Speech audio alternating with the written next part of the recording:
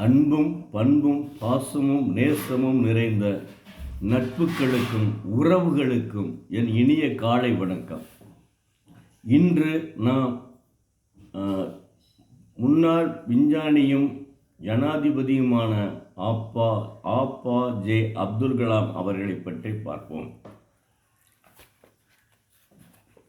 நகரம் என்று பார்த்தால் கான்பூருக்கும் பெங்களூருக்கும் மலைக்கும் மடுவுக்கும் உள்ள வித்தியாசம் ஏதோ ஒரு வித்தியாசமான முறையில் இந்த தேசத்தில் எதிலும் புதிருமான பல விஷயங்களை காண முடிகிறது.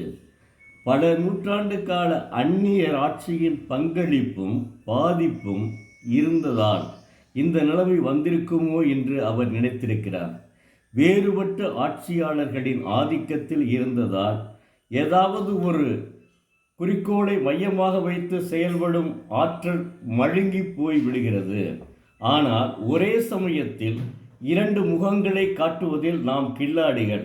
கருணை, கொடூரம், தொட்டால் சுருங்கும் உணர்வு, எதற்கும் மசிந்து கொடுக்காத தன்மை, உறுதி, கவனம் எல்லாமே ஒரே சமயத்தில் நம்மிடம் வெளிப்படும். மேலோட்டமாக பார்த்தால் நாம் அழகுமயமாகவும் வசீகரமாகவும் தோன்றலாம்.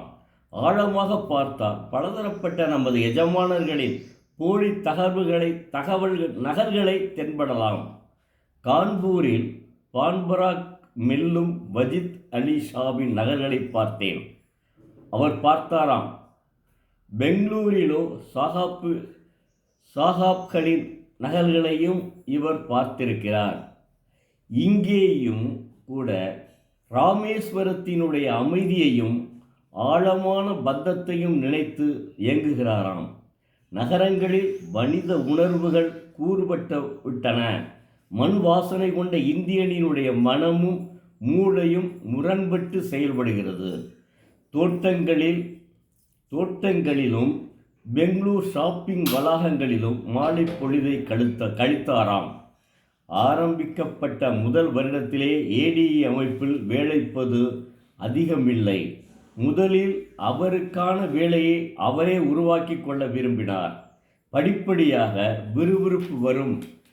விறுவிறுப்பும் வரும் வரை இதுதான் நிலவரம்.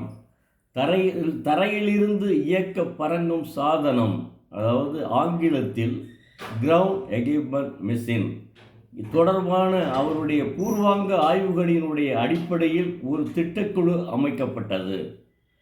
தரையிலிருந்து கட்டுப்படுத்தப்படும் வகையிலான ஹோவர் ரக விமானத்தினுடைய மாதிரியை இந்தியாவிலேயே வடிவமைத்து உருவாக்குவதுதான் இந்த குழுவினுடைய பணி. விஞ்ஞான உதவியாளர் நிலையிலான 4 அடங்கிய சிறு குழு அது. அந்த குழுவிற்கு அவரை தலைமையேற்க சொன்னார் ஏடிஇ இயக்குனரான டாக்டர் ஓபி மெடிரெட்டா. 3 வருட காலத்திற்குள் அவர்கள் விமானத்தில் அடுத்த கட்ட முன்னேறிய மாடலை பொருத்த வேண்டும் என்று கெடு வைத்திருந்தார்கள். எப்படி பார்த்தாலும் இந்த திட்டம் அவர்கள் அனைவரின் ஒட்டுமொத்த திறமைகளுக்கும் அப்பாற்பட்டது. ஒரு எந்திரத்தை உருவாக்குவதில் அவர்களில் யாருக்குமே எந்த அனுபவமும் கிடையாது. அதிலும் பறக்கும் வகையான எந்திரங்களை அவர்கள் உருவாக்கியது கிடையாது. எப்படியாவது வேலையை ஆரம்பித்து விடலாம் என்றால் அதற்கான டிசைன்கள் அல்லது தரமான உதிரி பாகங்கள் எதுவுமே கிடைக்கவில்லை. அவர்களுக்கு தெரிந்ததெல்லாம் பறக்கும் வகையான எந்திரத்தை விட வலுவான ஒன்றை வெற்றிகரமாக உருவாக்க வேண்டும் என்பதுதான். ஹோவர் ரக விமானம் தொடர்பாக கிடைக்கக்கூடிய எல்லா விஷயங்களையும் படித்து விடுவோம் என்று முயற்சி செய்தார்.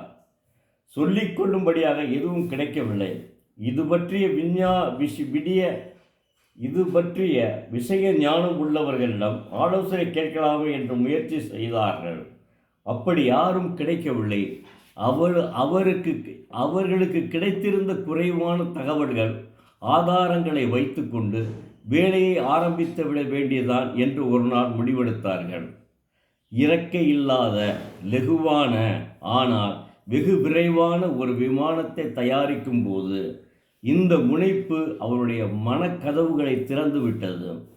ஹோவர் ரக விமானத்திற்கும் சாதாரண விமானத்திற்கும் இடையே குறைந்தபட்ச ஒரு உருவகமான தொடர்பு இருப்பது மனதில் பளிச்சிட்டது.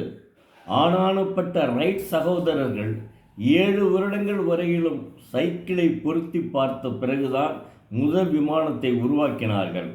தரையிலிருந்து கட்டுப்படுத்தும் சாதன வடிவமைப்பு விவேகத்திற்கும் வளர்ச்சிக்கும் பெரும் வாய்ப்புகள் இருப்பதை கண்டார். வரைபடங்கள் தயாரிக்கும் வேளையில் ஒரு சில வாதங்கள் ஈடுபட்ட பிறகு எந்திர பாகங்கள் வேலைக்குள் புகுந்து விட்டார். இப்படிப்பட்ட பாமரத்தனமான ஒரு பின்னணியில் ஒரு மூலையிலே முடங்கி கிடக்க வேண்டிய நிலை வந்துவிடும். அவர்கள் அனைவரும் ஒரு ஜீவனாக இருந்து கொண்டிருக்கிறார்கள் என்பதை காட்டிக்கொள்வதே ஒரு போராட்டமாக அமைத்துவிடும். ஏதோ ஒரு மகத்தான திருப்பம் ஏற்பட்டு சாதகமான சந்தர்ப்பத்தை அடைவதற்காக கை கொடுத்தால்தான் கரை சேர முடியும். அவருக்கான வாய்ப்புகளை அவரே உருவாக்கி கொள்ள வேண்டும் என்பதில் அவர் தெளிவாக இருந்தார். மீண்டும் நாளை பார்ப்போம். நன்றி.